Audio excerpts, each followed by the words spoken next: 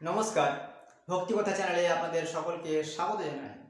একটি কথা প্রচলিত আছে যে ধর্ম যার যার উৎসব সবার। আর এই কথাটিকে বাস্তবে রূপায়িত করতে কিছু রাজনৈতিক নেতাকর্মী রামনবমীর দিনে কিছু মুসলিম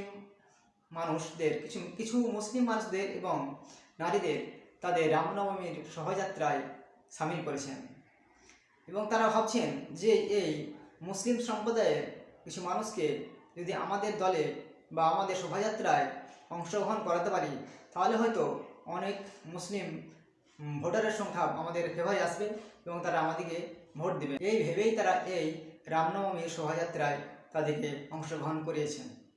এমনকি একজন মহিলা যার নাম আয়েশা, তাকে সীতা দেবী সাজিয়ে রথের পর বসিয়ে নগর ভ্রমণ করাচ্ছেন এই শোভাযাত্রায়।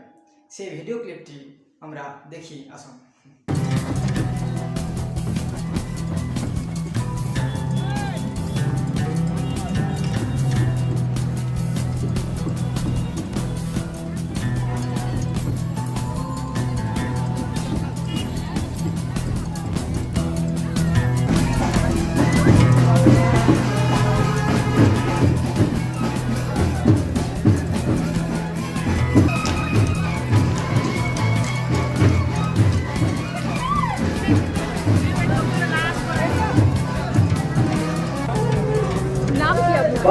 আমার নাম আয়েশা।